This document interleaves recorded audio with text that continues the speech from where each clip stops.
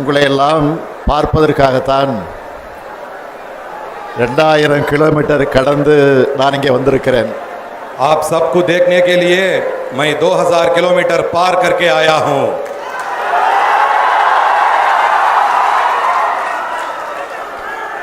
சமூக நீதி, மதச்சார்பின்மை ஆகியவற்றோட அடையாளம் அவர்.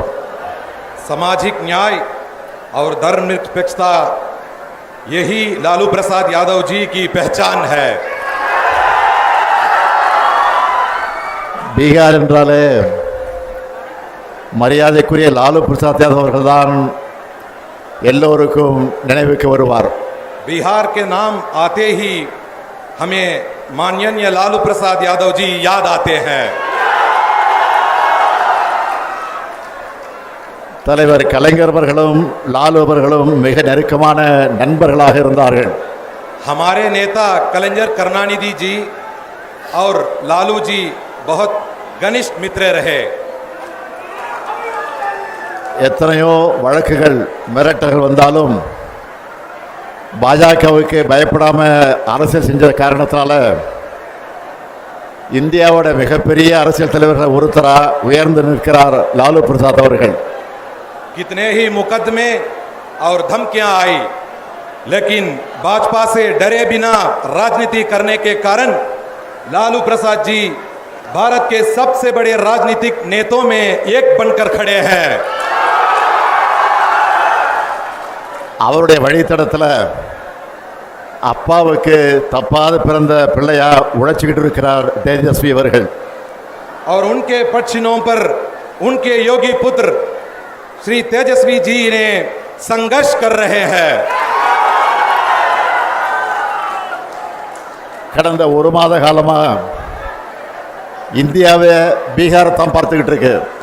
पिछले एक महीने से पूरा भारत केवल बिहार को देख रहा है.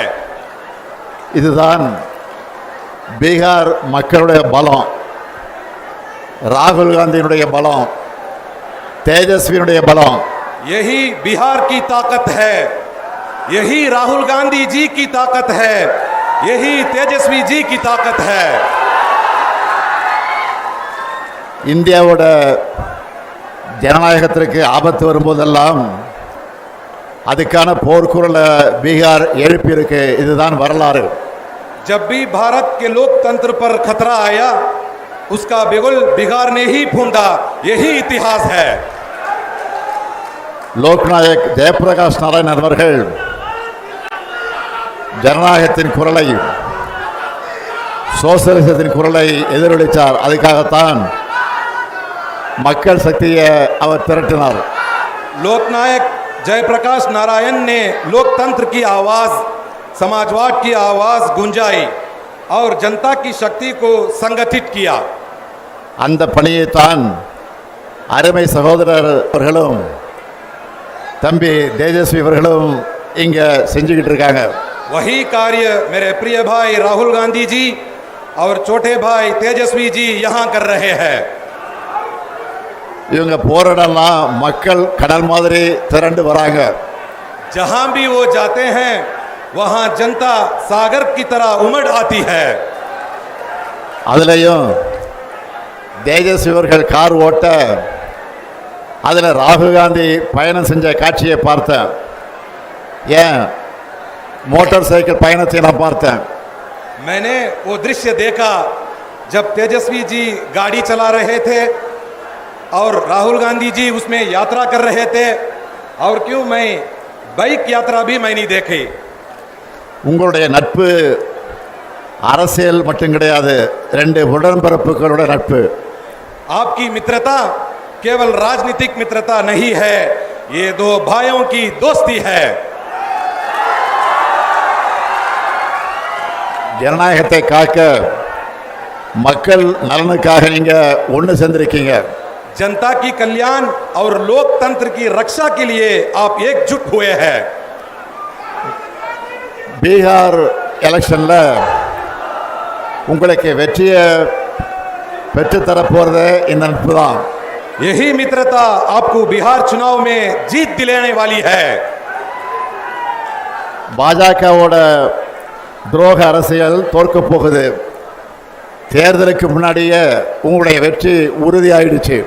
भाजपा की विश्वासघाती राजनीति हारने वाली है. चुनाव से पहले ही आपकी जीत पक्की हो गई है. அதனாலதான் இந்த வெற்றியை தடுக்க பார்க்கறாங்க. इसीलिए वो इस जीत को रोकने चाहते हैं. நியாயமா முறைப்படி வாக்குப்பதிவு நடந்தா பாஜக கூட்டணி தோத்துடும்னு மக்களான உங்களை வாக்களிக்க விடாம தடுக்கிறாங்க. अगर निष्पक्ष और सही तरीके से मतदान हुआ तो भाजपा गठबंधन हार जाएगा. इसलिए जनता को मतदान से रोकने का षड्यंत्र रचा जा रहा है. தேர்தல் ஆணையத்தை கீ கொடுத்தா ஆடுற பொம்மையா மாத்திட்டாங்க.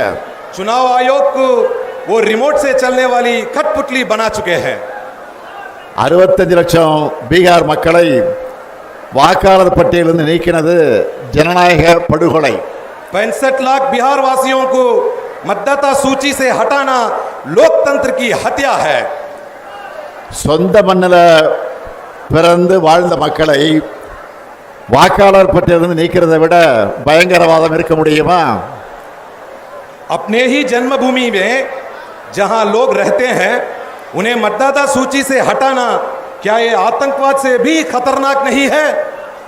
எல்லா அடையாள அட்டைகளை வச்சிருந்தாலும் அவங்கள அட்ரஸ் இல்லாதவங்க போல ஆக்குறது அழித்தொழிப்பு தானே. सभी पहचान पत्र होने के बावजूद उन्हें पता नहीं है ऐसा दिखाना क्या ये विनाश नहीं है?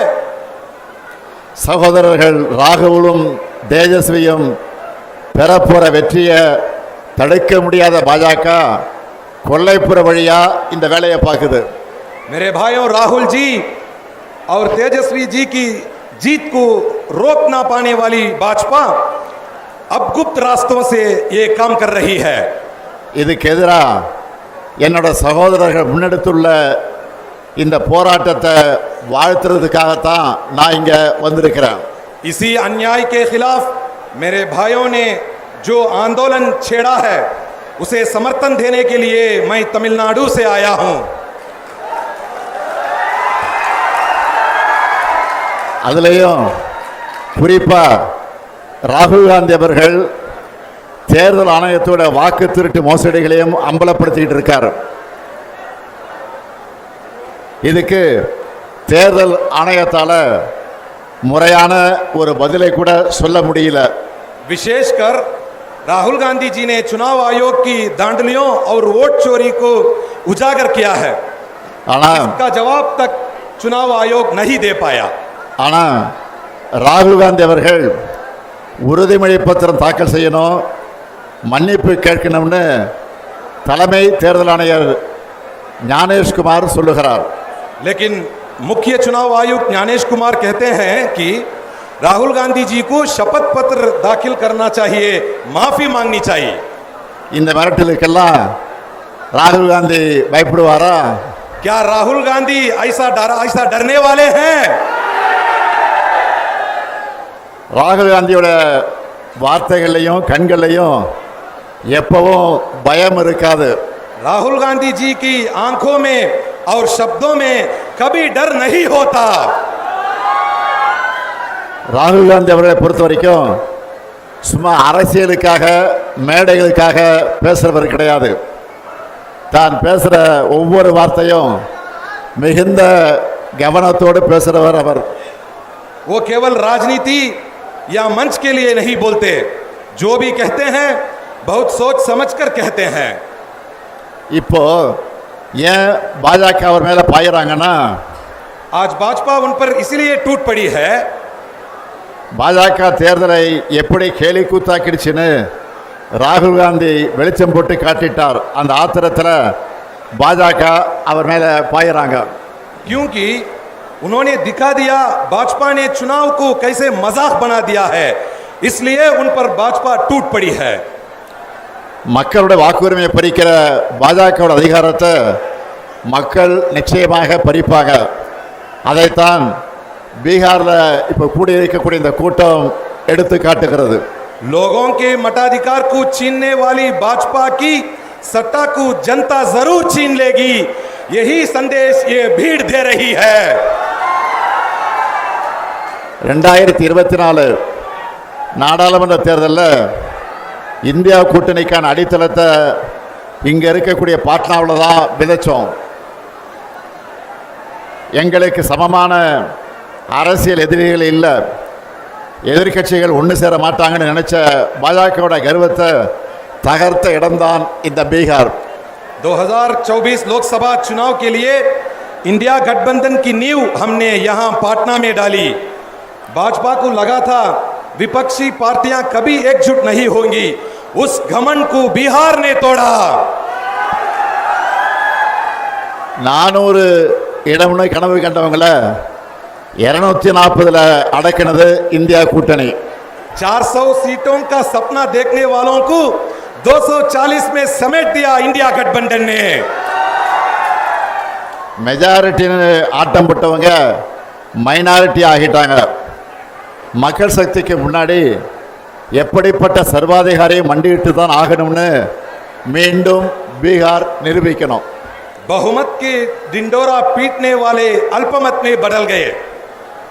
जनता की ताकत के आगे हर तानाशाह को झुकना ही पड़ता है। ये फिर एक बार बिहार साबित करना है। அருமை சகோதரர் ராகுல் காந்தி அவர்களே, நீங்கள் இன்னைக்கு இந்தியாவுக்கான வழக்கறிஞராக இருக்கீங்க. मेरे प्रिय भाई राहुल गांधी जी आज अब भारत के वकील हैं। உங்களால் இந்திய மக்களுக்கு நீதி கிடைக்கும், இந்தியாவில் ஜனநாயகம் தழைக்கும். आपके कारण भारत के लोगों को न्याय मिलेगा, भारत में लोकतंत्र फूले फलेगा। மக்கள் சக்திக்கு இணையானது எதுவும் இல்லைன்னு சகோதரர் தேஜஸ்வி காட்டிக்கிட்டு இருக்கார். मेरे भाई तेजस्वी ने दिखा दिया है कि जनता की ताकत से बड़ा कुछ नहीं है। நீங்கள் 2 பேரும் பீகாரில் பெறப்போகிற வெற்றி தான் இந்தியா கூட்டணியோட அடுத்தடுத்த வெற்றிகளுக்கு அடித்தளமாக அமையப் போகிறது. आप दोनों को बिहार में मिलने वाली जीत इंडिया गठबंधन की आगे की जीतों की नींव रखेगी। பீகார் சட்டமன்ற தேர்தலில் நீங்கள் வெற்றி பெற்ற பிறகு நடைபெறக்கூடிய வெற்றி விழா கூட்டத்தில் நிச்சயமாக உறுதியாக நானும் பங்கேற்பேன். நன்றி, வணக்கம். बिहार विधानसभा चुनाव में आप जीतने के बाद होने वाली सभा में भी मैं भाग लूंगा। धन्यवाद, नमस्कार।